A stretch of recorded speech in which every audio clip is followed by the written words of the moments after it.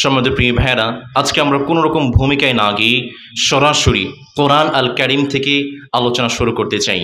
আপনারা আছেন তো ইনশাআল্লাহ? আমার সাথে একটু কথার জবাব দেওয়া যাবে তো ইনশাআল্লাহ? বলুন তো দেখি, বুঝে থাকলে আজকে আমরা এই মাহফিলে একটি কিতাব থেকে আলোচনা করব। সেই কিতাবটির নাম কি? পিছনে ভাইরা রাগ করেছেন? একটু সবাই আওয়াজ ছেড়ে বলুন তো, সেই কিতাবটির নাম কি? এই কোরআন পড়লে বরকত আছে না নাই? বাংলাদেশের মানুষ কোরআন পড়ে বেশি না কম? বরকতও বেশি না কম? সৌদি আরবের মানুষ কোরআন পড়ে বেশি না কম? বরকতও বেশি না কম? Gold mine has discovered covering an area of 125 kilometers in Makkah.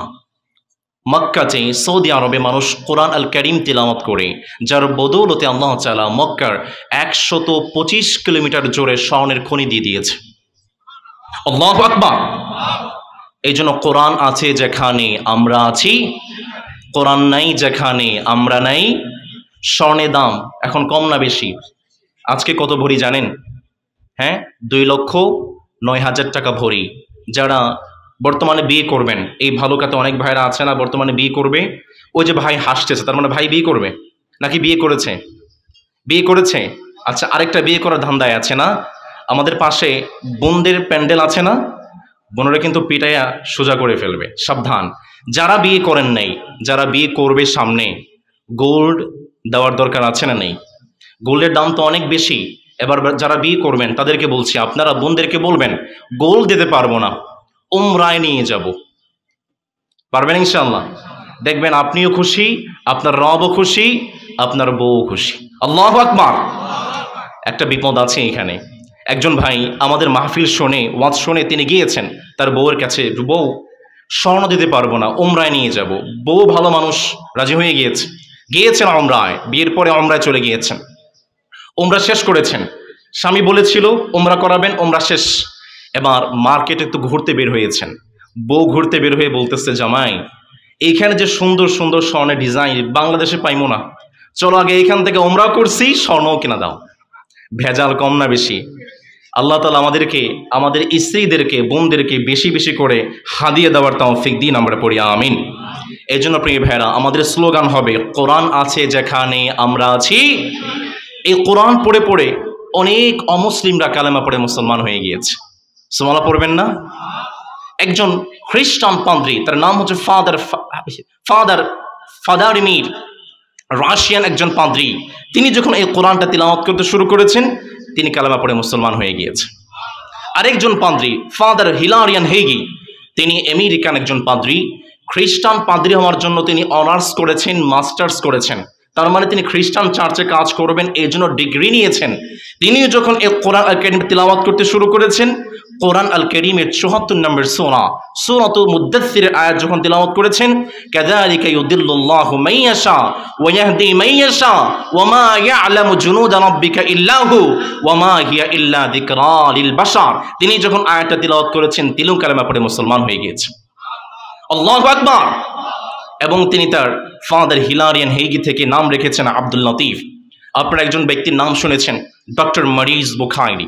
তিনি একজন সায়েন্টিস্ট ছিলেন, বিজ্ঞানী ছিলেন। তিনিও যখন এই কোরআন আল কারীম তিলাওয়াত করতে শুরু করেছেন, তিনিও কালেমা পড়ে মুসলমান হয়ে গিয়েছেন। সৌদি আরবের একটি কনফারেন্সে দাঁড়িয়ে তিনি বলছেন, I have converted to Islam and believe in this holy Quran. চিল্লায় পড়তে হবে আল্লাহু আকবার।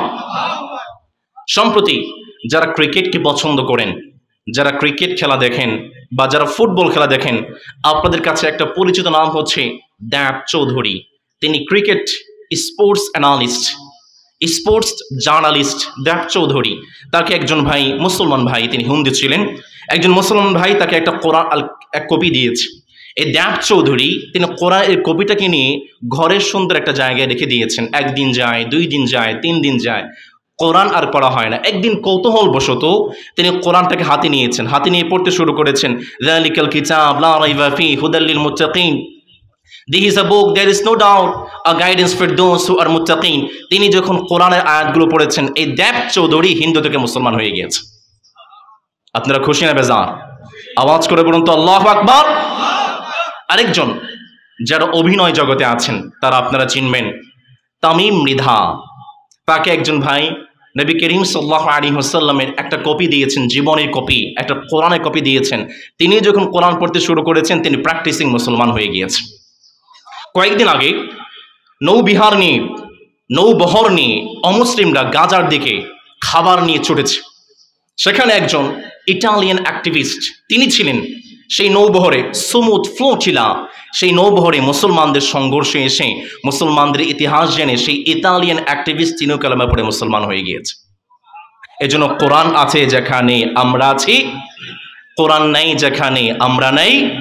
আল্লাহ আমাদেরকে কোরআনের সঙ্গে থাকার তৌফিক দিন, আমরা পড়ি আমিন।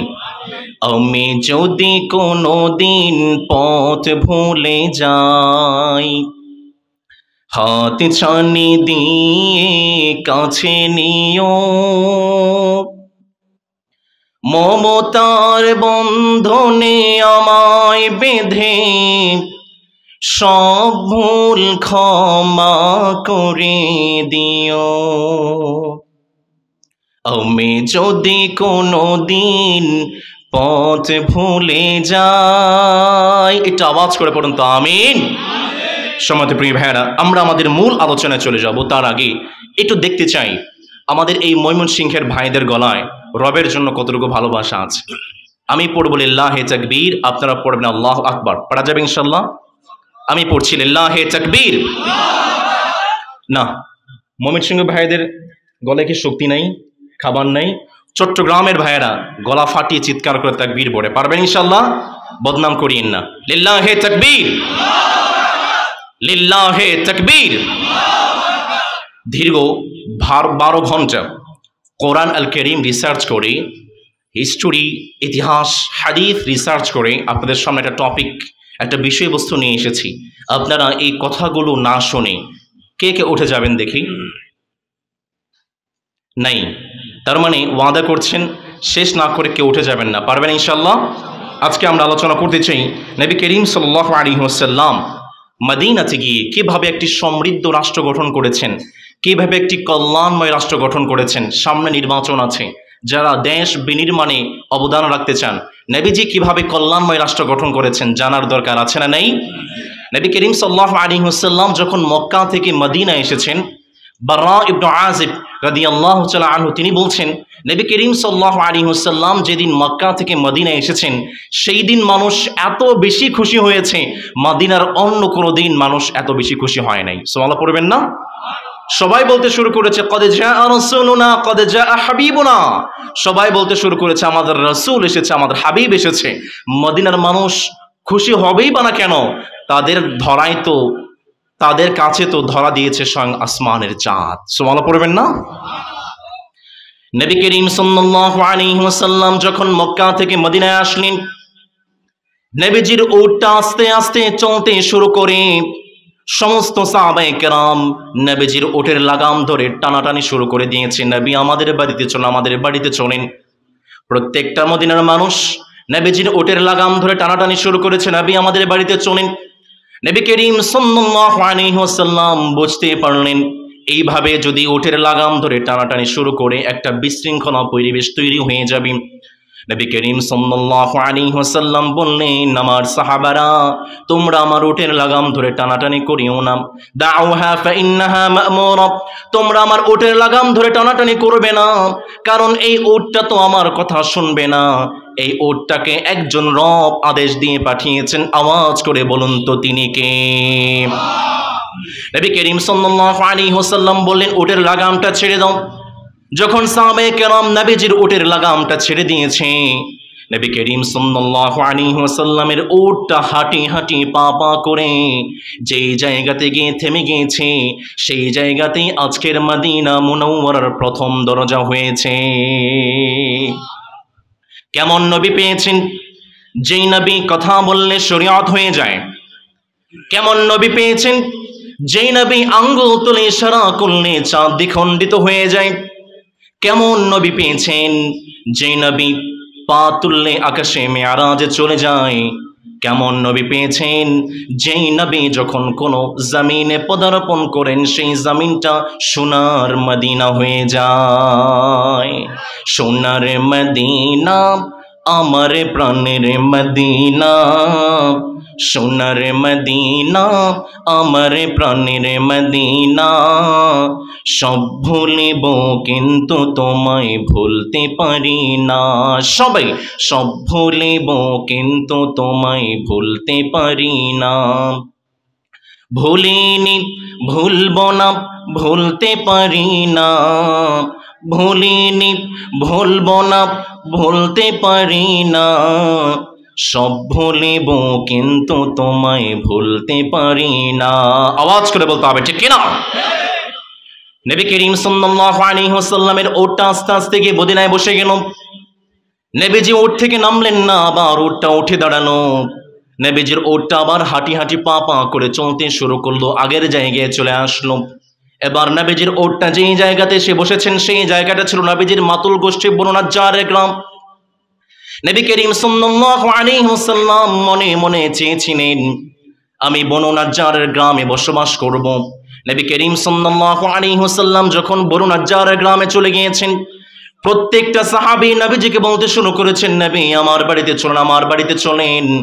নবী করিম সাল্লাল্লাহু আলাইহি ওয়াসাল্লামের বিখ্যাত সাহাবী আনাস রাদিয়াল্লাহু তাআলা আনহু হাদিস বর্ণনা করেছেন, নবী করিম সাল্লাল্লাহু আলাইহি ওয়াসাল্লাম প্রশ্ন করলেন, আইয়ু বুয়ুতি আহলিনা আকরাব, ও আমার সাহাবায়ে কেরাম শুনো, আমার এই জায়গা থেকে তোমাদের মধ্যে থেকে কার বাড়িটা সবচেয়ে নিকটবর্তী বলো। তার মধ্যে একজন সাহাবী, তার নাম হচ্ছে আবু আইয়ুব আল আনসারী রাদিয়াল্লাহু তাআলা আনহু। আবু আইয়ুব আল আনসারী রাদিয়াল্লাহু তাআলা আনহু তিনি বললেন, নবী গো, আমার বাড়িটা হচ্ছে এই খুবই সন্নিকটে, খুবই নিকটবর্তী। হাদিহি জারি ওয়া হাদিহি বাবি, এই তো আমার ঘর, এই তো আমার দরজা।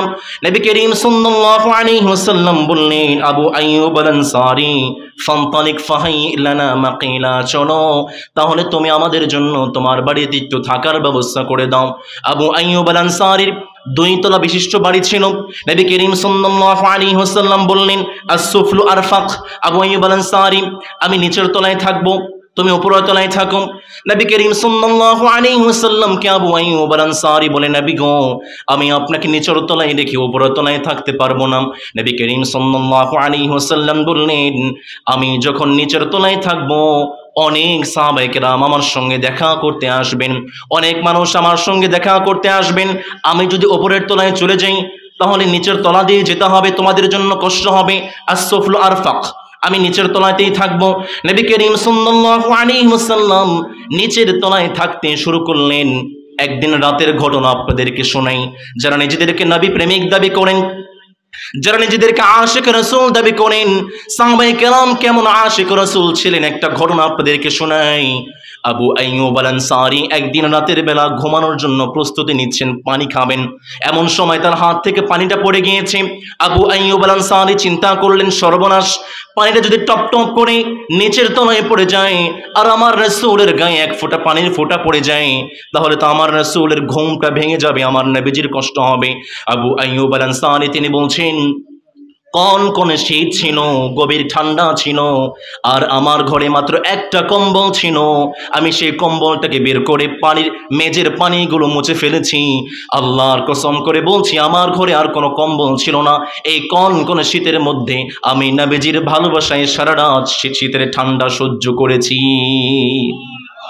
আবু আইয়ুব আল আনসারী রাদিয়াল্লাহু তাআলা আনহু তিনি হচ্ছেন সেই সাহাবী। নবী করিম সাল্লাল্লাহু আলাইহি ওয়াসাল্লামকে বললেন, নবী না না না না, আমরা উপরের তলায় থাকতে পারবো না, আপনি নবী নিচের তলায় থাকবেন, আমরা সাহাবী উপরের তলায় থাকবো, এমনটা হতে পারে না।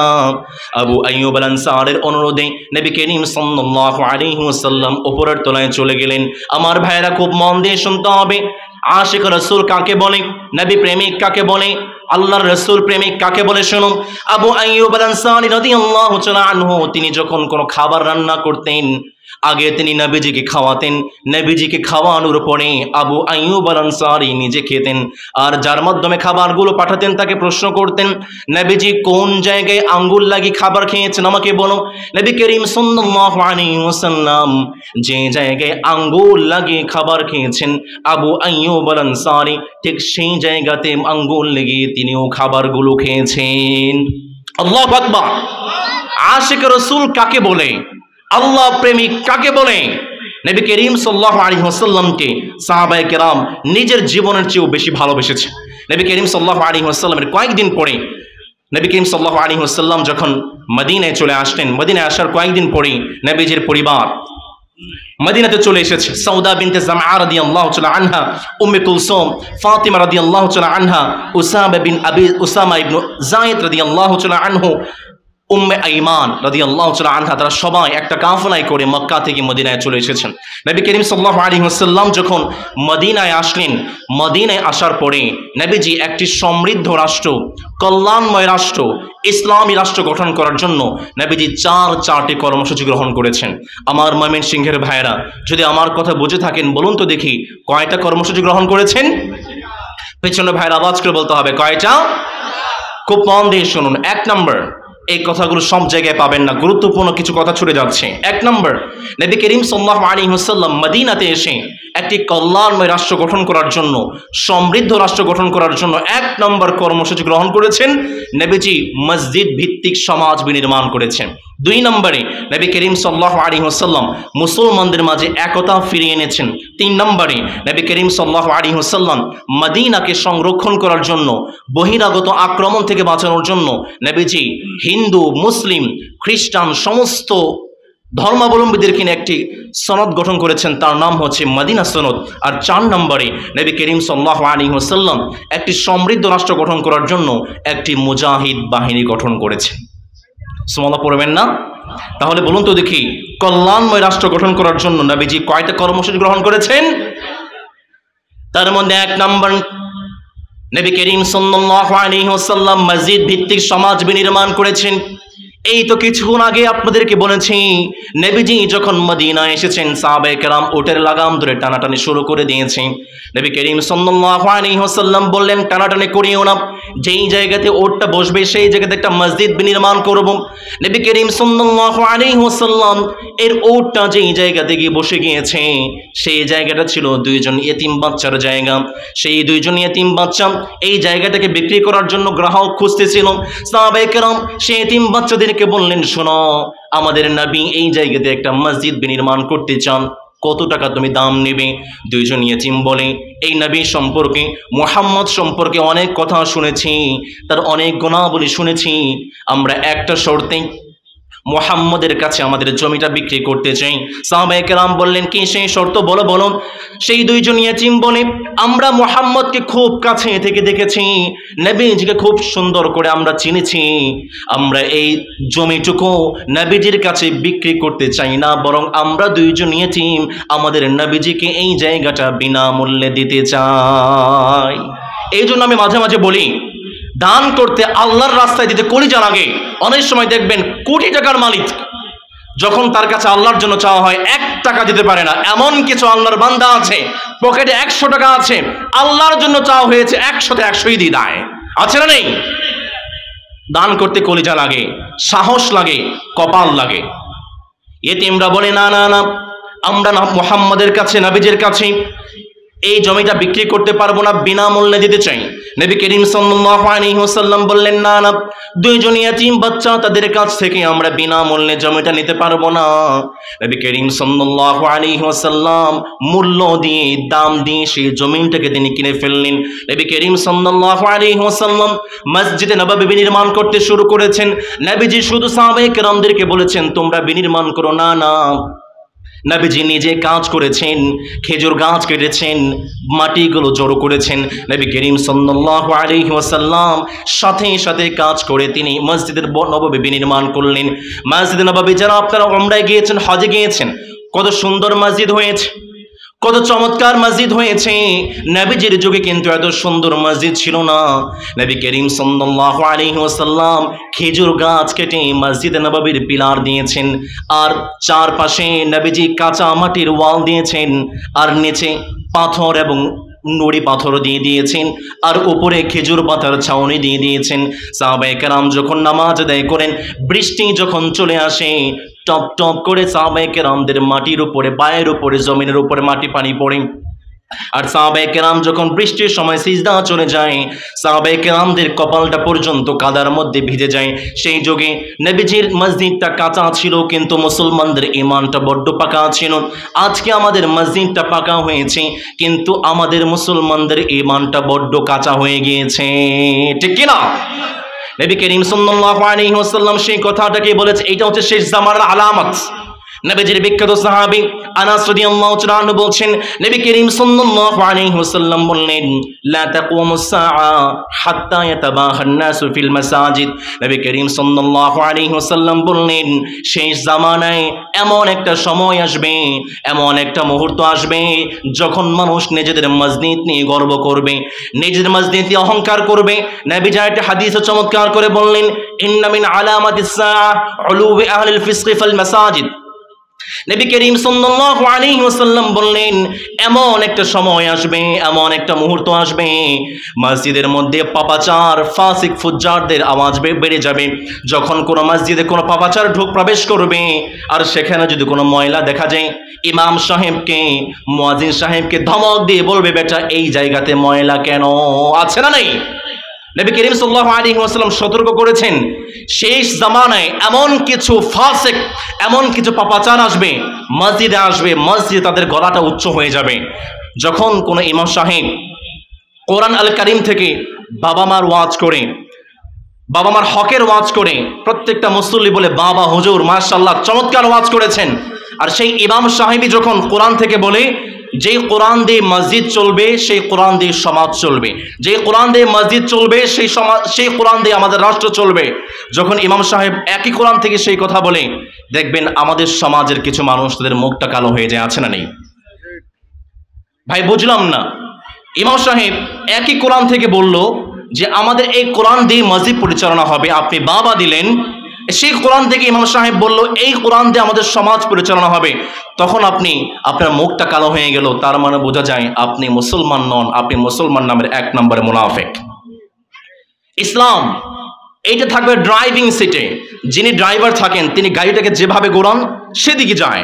ইসলাম থাকে ড্রাইভিং সিটে, ইসলাম থাকবে বিজয়ী শক্তি হিসাবে, ইসলাম যাবে সংসদে। এই কথাটাকে মোল্লার নাকি আল্লাহ?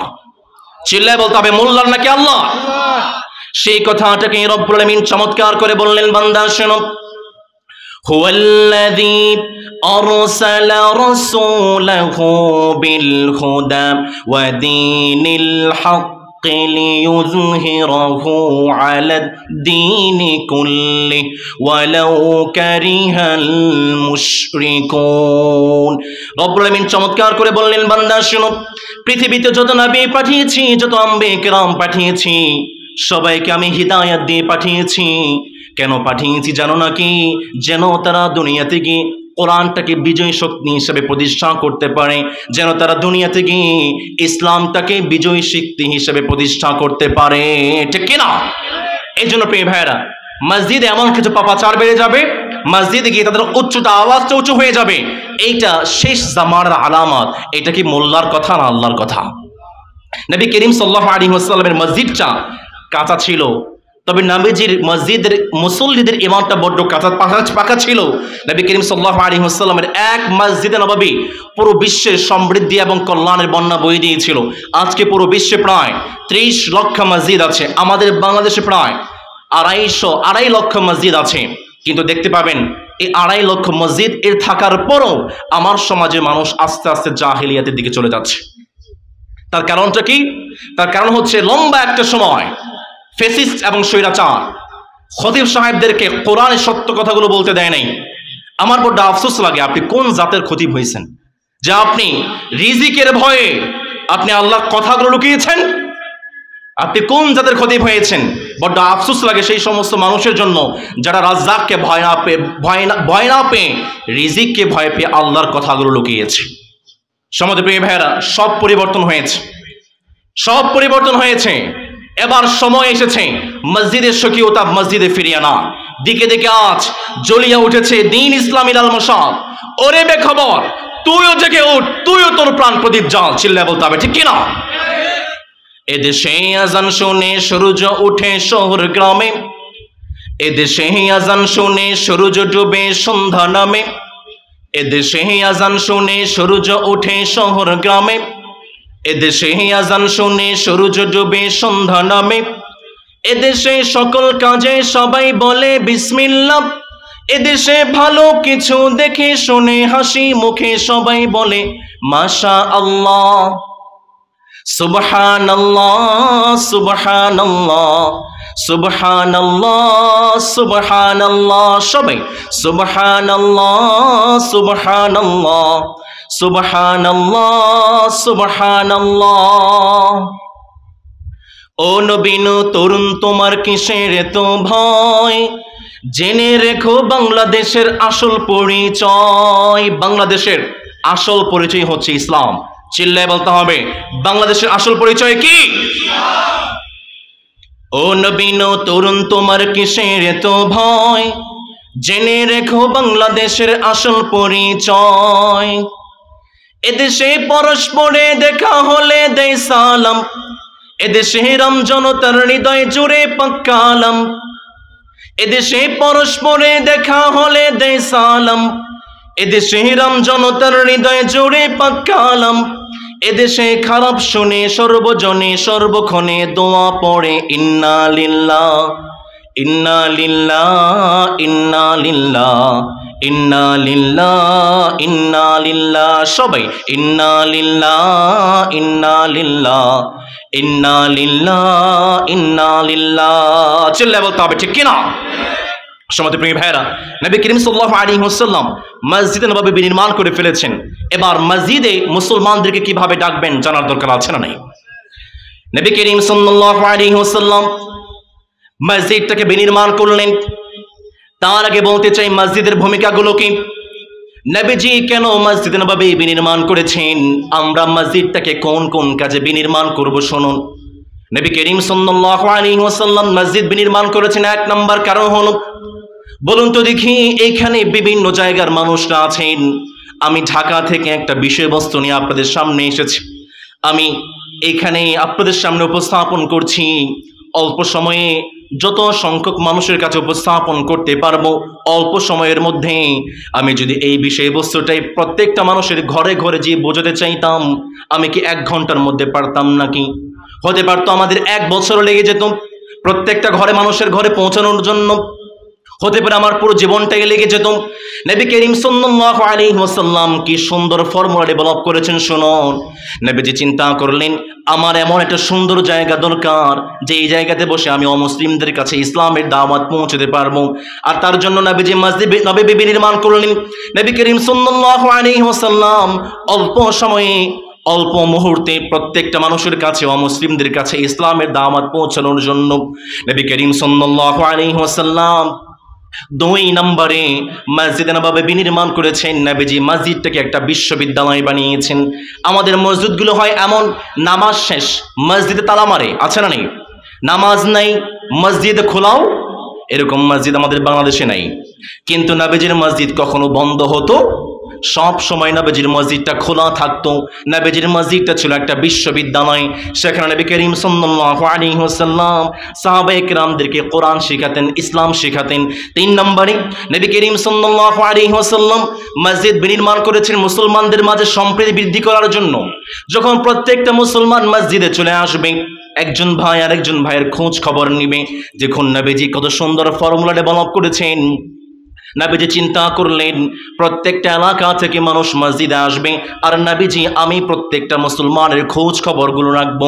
4 নম্বরে নবী করিম সাল্লাল্লাহু আলাইহি ওয়াসাল্লাম নতুন মুসলমানদের জন্য থাকার একটা জায়গা করেছেন মসজিদ নববীতে। 5 নম্বরে নবী করিম সাল্লাল্লাহু আলাইহি ওয়াসাল্লাম মসজিদটাকে বিনির্মাণ করেছেন, মসজিদে নববী বিনির্মাণ করেছেন মসজিদ ভিত্তিক একটা সমাজ বিনির্মাণ করার জন্য। আল্লাহু আকবার।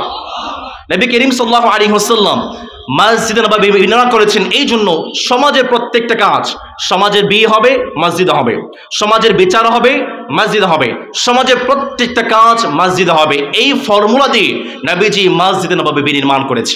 এখন আমরা নবীজির এই ফর্মুলাকে পাশে রেখে আমরা নিজের একটা ফর্মুলা ডেভেলপ করেছি।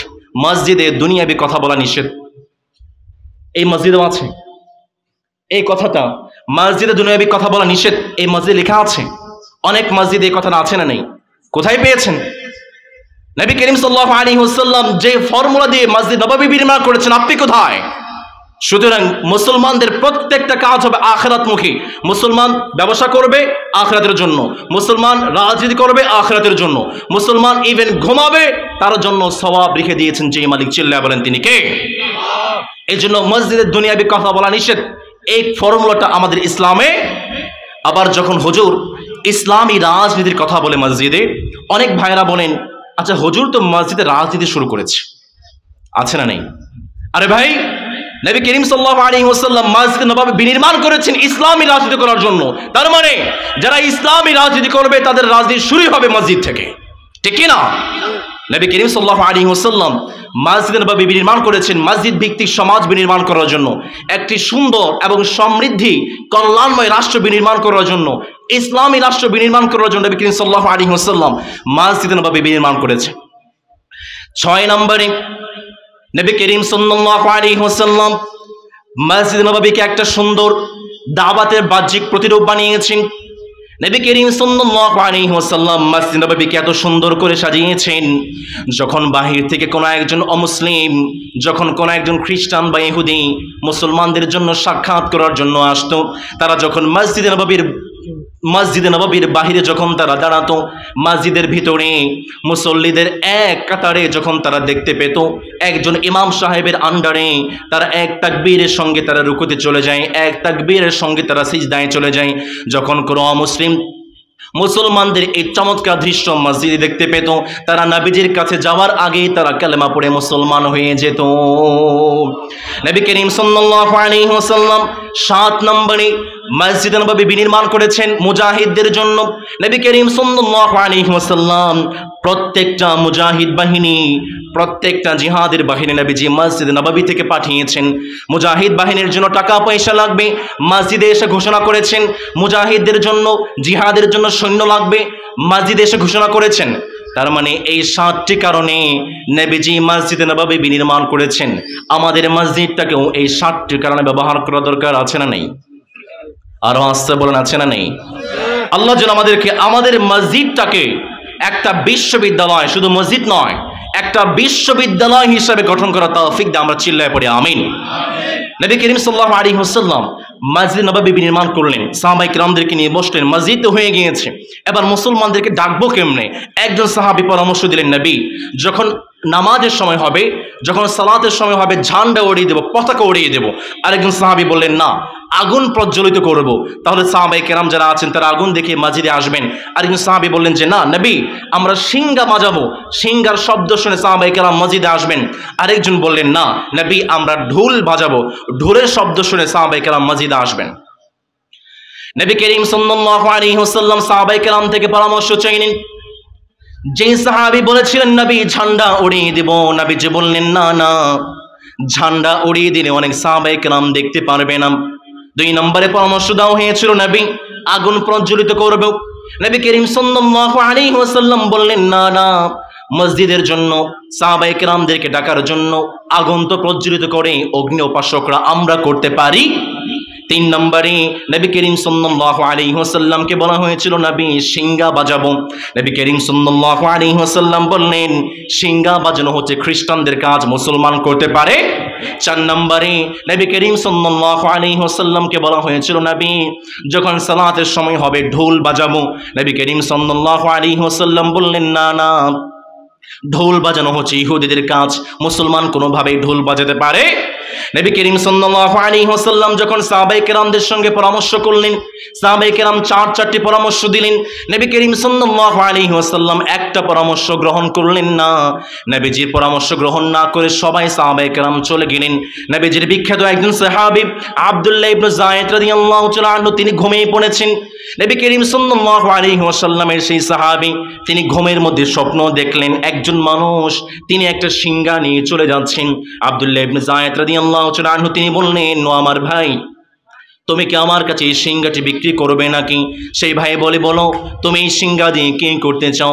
আব্দুল্লাহ ইবনে যায়েদ রাদিয়াল্লাহু তাআলা আনহু তিনি বললেন, আমার ভাই, এই সিংহা দিয়ে সালাতের সময় আসলে আমি সালাতের জন্য মানুষকে আহ্বান করব।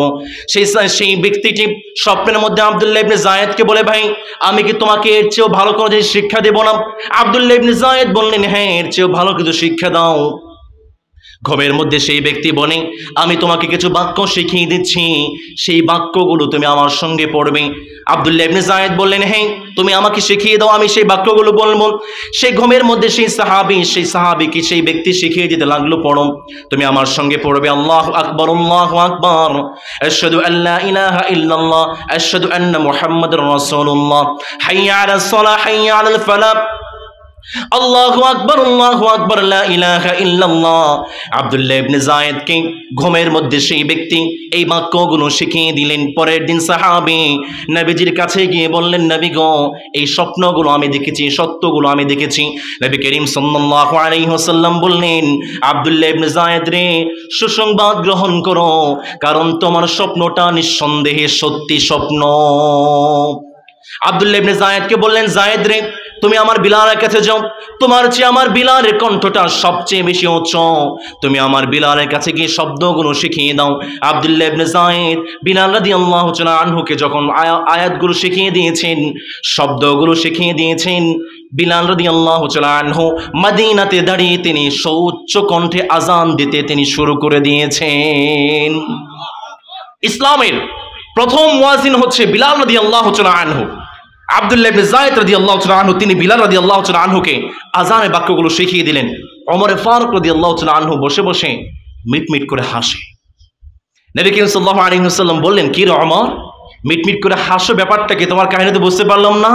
ওমর ফারুক রাদিয়াল্লাহু তাআলা তিনি বলছেন, নবী গো, আব্দুল্লাহ ইবনে যায়েদ যে শব্দগুলো আপনাকে বলেছে, এই শব্দগুলো আমি ওমর আমাকেও ঘুমের মধ্যে শিখিয়ে দেওয়া হয়েছে।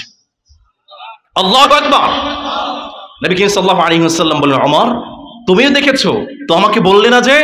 ওমর ফারুক রাদিয়াল্লাহু তাআলা তিনি বলছেন, নবী, আব্দুল্লাহ ইবনে যায়েদ আমার একজন ভাই, তিনি আপনার কাছে তার স্বপ্নগুলো বলছে, তার নামটা ইতিহাসের পাতায় উঠবে, যুগ যুগ ধরে মানুষ তার নামটাকে নেবে। আমি ওমর ফারুক চাই নাই যে তার সঙ্গে আমার নামটাও জড়িয়ে যাক। সুবহানাল্লাহ পড়বেন না? কেমন সাহাবী ছিল ওমর ফারুক রাদিয়াল্লাহু তাআলা আনহু। নবী করিম সাল্লাল্লাহু আলাইহি ওয়াসাল্লাম সুন্দর করে আযানের বাক্যগুলো বিলাল রাদিয়াল্লাহু তাআলা আনহু শিখিয়ে দিলেন। আর নবী করিম সাল্লাল্লাহু আলাইহি ওয়াসাল্লাম কল্যাণময় রাষ্ট্র, একটি সমৃদ্ধ রাষ্ট্র গঠন করার জন্য মসজিদ ভিত্তিক সমাজ বিনির্মাণ করেছেন। 2 নম্বরে নবী করিম সাল্লাল্লাহু আলাইহি ওয়াসাল্লাম মসজিদ ভিত্তিক সমাজ বিনির্মাণের পাশাপাশি একটি সমৃদ্ধ রাষ্ট্র গঠন করার জন্য মুসলমানদেরকে এক করেছেন, মুসলমানদের মাঝে ভালোবাসা বৃদ্ধি করেছেন। চিল্লায়ে পড়েন আল্লাহু আকবার।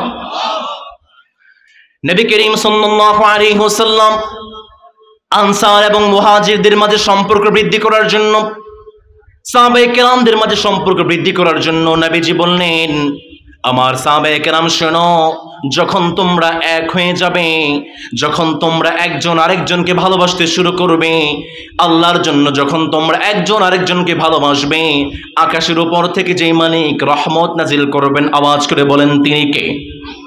সেই কথাটাকে রব্বুল আলামিন চমৎকার করে বললেন, বান্দা শোনো, ইন্নামাল মুমিনুনা ইখওয়াতুন ফাআসলিহু বাইনা আখাওয়াইকুম ওয়াত্তাকুল্লাহা লাআল্লাকুম তুরহামুন।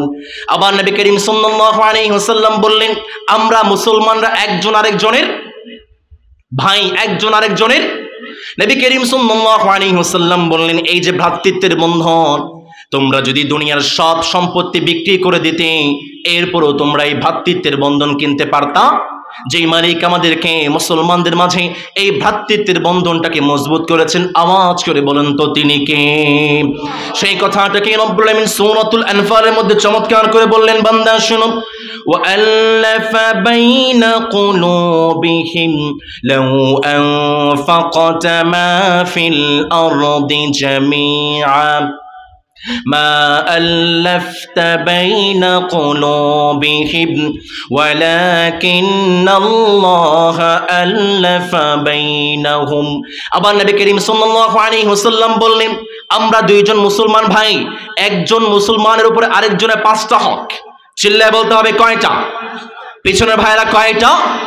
তার মধ্যে এক নম্বর নবী করিম সাল্লাল্লাহু আলাইহি ওয়াসাল্লাম বললেন রদ্দুস সালাম, যখন কোন একজন মুসলমান ভাই আপনাকে সালাম দিবে আপনি সালামের জবাব দিবেন। নবী করিম সাল্লাল্লাহু আলাইহি ওয়াসাল্লাম দুই নম্বরে বললেন ওয়া ইয়াদাতুল মারিদ, আপনার বাড়ির পাশে আপনার একজন মুসলমান ভাই অসুস্থ হয়ে পড়েছেন, তার উপরে হক হচ্ছে আপনি তাকে দেখতে যাবেন। 3 নম্বরে নবীজি বলেছেন যখন কোন মুসলমান ইন্তেকাল করবে তার জানাজায় গিয়ে উপস্থিত হবেন। 4 নম্বরে নবীজি বলেছেন ওয়া ইজাবাতুদ দাওয়া, যখন কোন মুসলমান আপনাকে দাওয়াত দিবে সেই দাওয়াত কবুল করার দরকার আছে না নেই? 5 নম্বর নবী করিম সাল্লাল্লাহু আলাইহি ওয়াসাল্লাম বললেন যখন কোন একজন মুসলমান ভাই হাঁচি দিবে সেই হাঁচি দেওয়াকে যে মালিক সুন্নাহ করে দিয়েছেন নামাজ করে বলেন তিনি কে? আবার নবী করিম সাল্লাল্লাহু আলাইহি ওয়াসাল্লাম বললেন তোমাদের একজন মুসলমান ভাই আরেকজন মুসলমান ভাইকে সাহায্য করবে। যখন কোন একজন মুসলমান আরেকজন মুসলমানকে সাহায্য করবে সেই বান্দাকে যে মালিক আকাশের উপর থেকে সাহায্য করে নামাজ করে বলেন তিনি কে? নবী করিম সাল্লাল্লাহু আলাইহি ওয়াসাল্লাম বললেন ওয়াজাবাত মাহাব্বতি ফিয়া, নবী করিম সাল্লাল্লাহু আলাইহি ওয়াসাল্লাম বললেন যখন কোন একজন মুসলিম অন্য একজন মুসলমান ভাইকে ভালোবাসে আমি আল্লাহর জন্য, সেই মুসলমান ভাইটাকে আমি আল্লাহ ভালোবাসা ওয়াজিব হয়ে যায়। আল্লাহু আকবার। নবী করিম সাল্লাল্লাহু আলাইহি ওয়াসাল্লাম বললেন আল মুতাহাব্বুনা ফি জালালি, যখন কোন একজন মুসলমান আরেকজন মুসলমান ভাই আমি আল্লাহর জন্য ভালোবাসে সেই মুসলমানের জন্য কিয়ামতের দিন এমন একটা নূরের সিংহাসন তৈরি হবে আম্বিয়া কিরাম শহীদরা পর্যন্ত সেই সিংহাসন দেখে গর্ব করবে। নবী করিম সাল্লাল্লাহু আলাইহি ওয়াসাল্লাম বললেন একজন মুসলমান আরেকজন মুসলমানকে তোমরা কখনো দুষ্টটি গোপন করবে কখনো প্রকাশ করবে? যখন কোন একজন মুসলমান আরেকজন মুসলমানের দোষটি প্রকাশ করে দেয় মালিক বলেছেন আকাশের উপর থেকে মালিক সেই বান্দার দোষগুলোকে প্রকাশ করে দেয়। আর যখন কোনো মালিক কোনো বান্দার দোষটিগুলো প্রকাশ করে দেয় সেই বান্দাকে মালিক ঘরের মধ্য থেকেও বেইজ্জতি করে ছাড়ে, ঠিক কিনা? নবী করিম সাল্লাল্লাহু আলাইহি ওয়াসাল্লাম বলেছেন ইন্না শাদ্দান নাসি আযাবান ইয়াউমাল কিয়ামা, কিয়ামতের দিন সেই ব্যক্তিকে সবচেয়ে বেশি অত্যাচার করা হবে শাস্তি দেওয়া হবে যে ব্যক্তি আরেকজন মুসলমান ভাইকে কষ্ট দিয়েছে। নাউযুবিল্লাহ পড়বেন না? নবী করিম সাল্লাল্লাহু আলাইহি ওয়াসাল্লাম বললেন আল মুমিনু মিরআতুল লিল মুমিন, একজন মুসলমান ভাই আরেকজন মুসলমান ভাইয়ের আয়না। আমি মুসলমান, আমি হচ্ছে আপনার আয়না, আপনি হচ্ছেন আমার আয়না। আয়নার কাজ কি? যখন আয়নার সামনে দাঁড়াই আমার চেহারা কেমন দৃষ্টি কোথায় আছে সেই তথ্যগুলো আয়নাতে দেখা যায়। তার মানে আমি হচ্ছে আপনার আয়না, আপনি হচ্ছেন আমার আয়না। আমি যখন একটা ভুল করব আপনি আমাকে শুধরে দিবেন, আপনি ভুল করেছেন আমি শুধরে দিব। নাকি ফেসবুকে গিয়ে গালাগালি করবেন? হ্যাঁ, আমি ভুল করেছি আপনি আমাকে শুধরে দিবেন, আপনি ভুল করেছেন আমি আপনাকে শুধরে দেব। ফেসবুকে গিয়ে গালাগালি করা যাবে? আমাদের সমাজে কিছু ফেসবুক মুফতি আছে। ফেসবুক মুফতি চিনেন? হ্যাঁ, ফেসবুকে গিয়ে অমক হুজুরকে গিয়ে গালি, অমক হুজুরের কমেন্টে গিয়ে গালি দেয়, অমক হুজুরের কমেন্টে গিয়ে গালি দেয়, অমক হুজুরের কমেন্টে গিয়ে রিয়েকশন দিয়ে স্যার রিয়েক্ট দেয়, অ্যাংরি রিয়েক্ট দেয়। এমন ফেসবুক মুক্তি আমাদের সমাজে আছে না নেই? আচ্ছা, আমাদের সমাজে ফেসবুক নাই কার কার দেখি? ফেসবুক সবার আছে? বৃদ্ধ বাবা আপনারও ফেসবুক আছে? এত মানুষের ফেসবুক নেই। আমাদের সমাজে ইয়ংদের মাঝে ফেসবুক আছে না নেই? ফেসবুক এখন একটা ভাইরাল হয়ে গিয়েছে। কেমন ভাইরাল? কেমন ভাইরাস? যত প্রকার শত্রুতা সব বন্ধু সাইজা করে।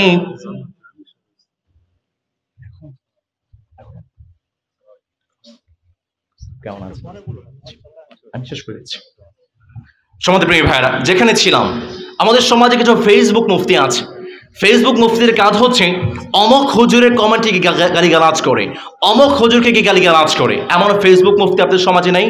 বিশেষ করে ইয়ং জেনারেশন যারা আছেন, এখন তো ফেসবুকে ঝগড়া হয়, দুই বন্ধুর মাঝে ঝগড়া লেগেছে, এখন সামনাসামনি ঝগড়া করে না, ফেসবুকে ঝগড়া করে, এরকম বন্ধু আছে না নেই?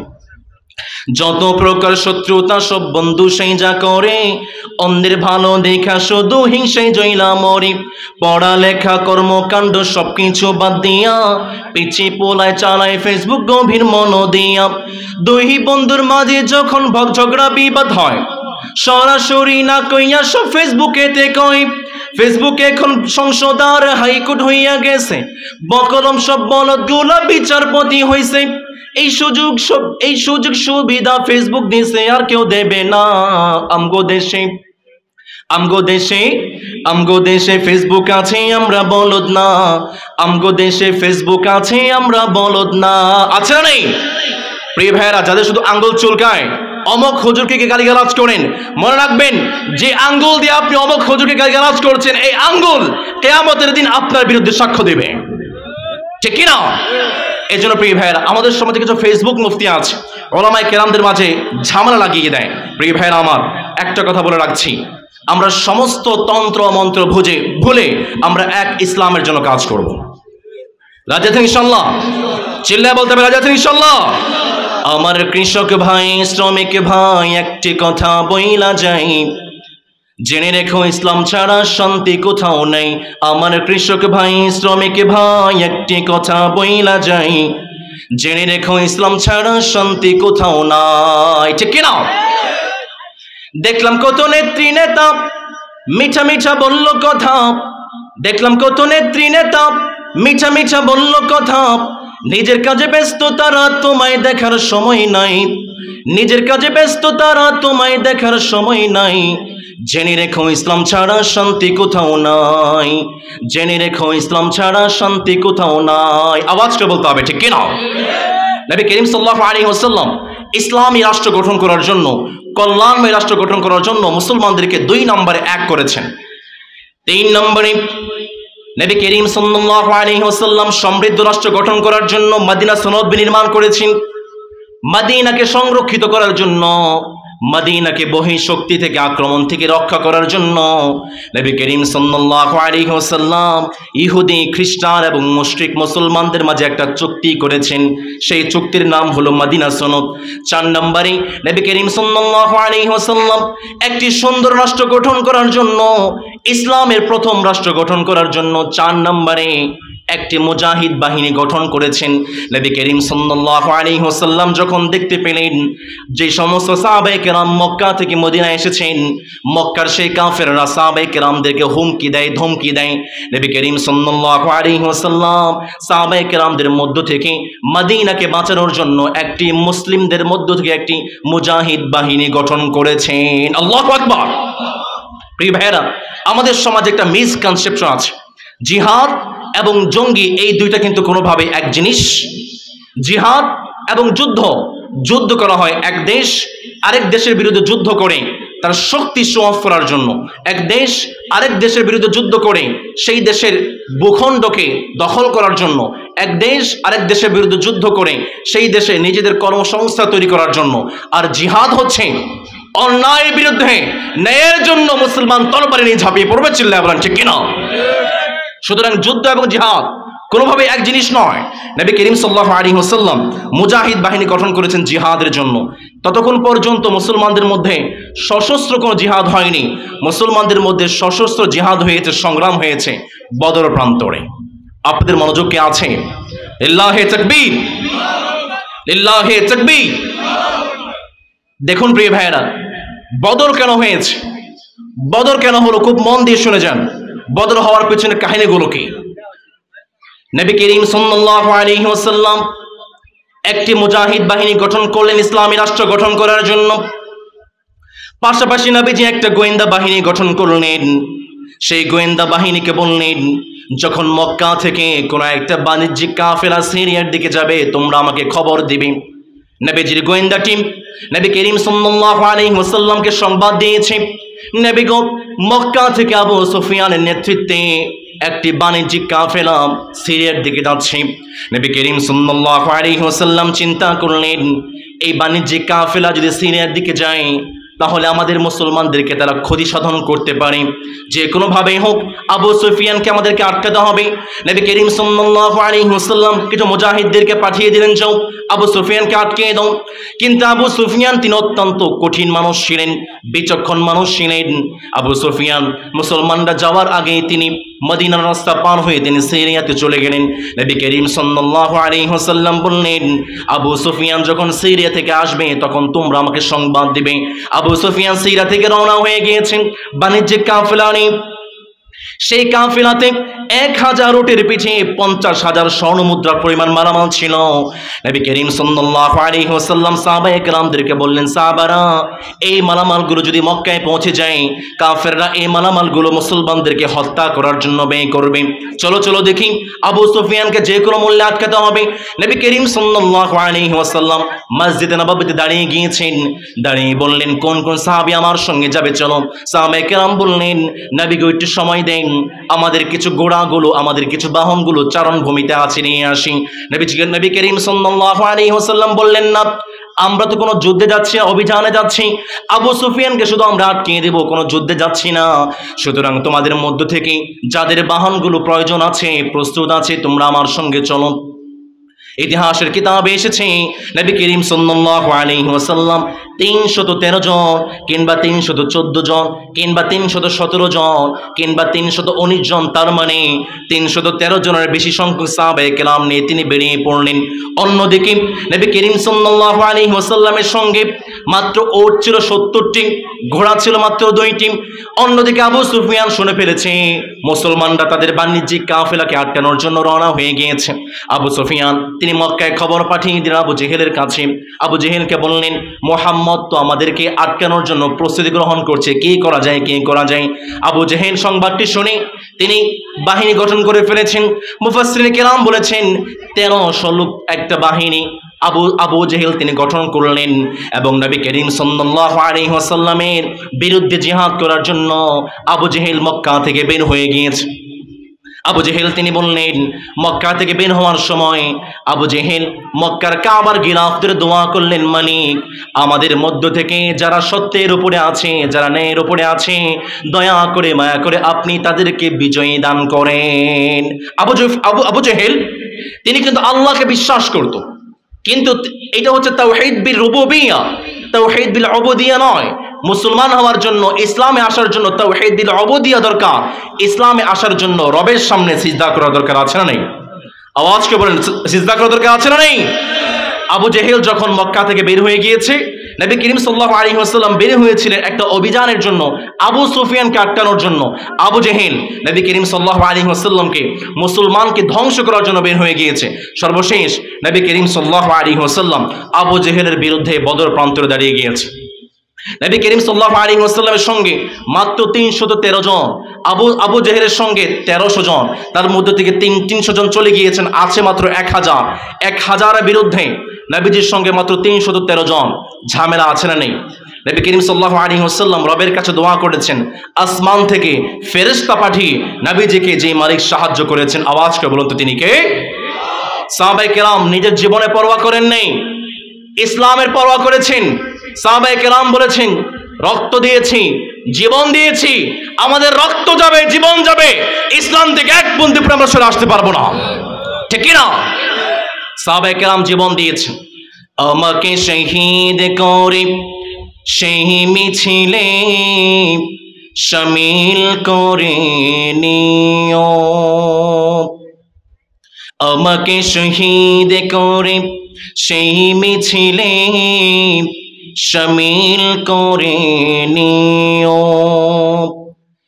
যেই মিছিলের নেতা আমির হামজা, যেই মিছিলের নেতা আমির হামজা, খুবাইবে খাব্বাব, আল্লাহর কাছে ছিল অতি প্রিয়, শামিল করে নিও। পড়ুন, আমাকে শহীদ করে সেই মিছিলে শামিল করে নিও। আওয়াজ করে পড়ে না আমিন। নবী করিম সাল্লাল্লাহু আলাইহি ওয়াসাল্লাম এই চারটি কর্মসূচি গ্রহণ করেছেন ইসলামী রাষ্ট্র গঠন করার জন্য, সমৃদ্ধি রাষ্ট্র গঠন করার জন্য। নবীজি 1 নম্বর মসজিদ ভিত্তিক সমাজ বিনির্মাণ করেছেন। নবী করিম সাল্লাল্লাহু আলাইহি ওয়াসাল্লাম 2 নম্বর মুসলমানদেরকে এক করেছেন। নবী করিম সাল্লাল্লাহু আলাইহি ওয়াসাল্লাম 3 নম্বর মদিনা সনদ গঠন করেছেন। 4 নম্বরে মুজাহিদ বাহিনী গঠন করেছেন। সুতরাং প্রিয় ভাইয়েরা, যারা ইসলামী রাজনীতি করতে চান, যারা ইসলামটাকে বিজয় শক্তি হিসাবে দেখতে চান, যারা ইসলামটাকে সংসদে নিতে চান, এই চারটি কর্মসূচি বাস্তবায়ন করার দরকার আছে না নেই? আল্লাহ তাআলা আমাদেরকে এই চারটি কর্মসূচি বাস্তবায়ন করে ইসলামটাকে সংশোধনী, আমাদের সমাজটাকে কোরআন দিয়ে বিনির্মাণ করার তৌফিক দান আমরা পড়ি আমিন। যতটুকু কথা বলেছি কোরআন এবং হাদিস থেকে বলার চেষ্টা করেছি, এরপরও কোনো ভুল তথ্য যদি আমার মুখ দিয়ে বের হয়ে যায়, আল্লাহ তাআলা আমাদের স্মৃতিপথ থেকে তা মুছে দেন আমরা পড়ি আমিন। ওয়াসসালামু আলাইকুম ওয়া রাহমাতুল্লাহি ওয়া বারাকাতুহু।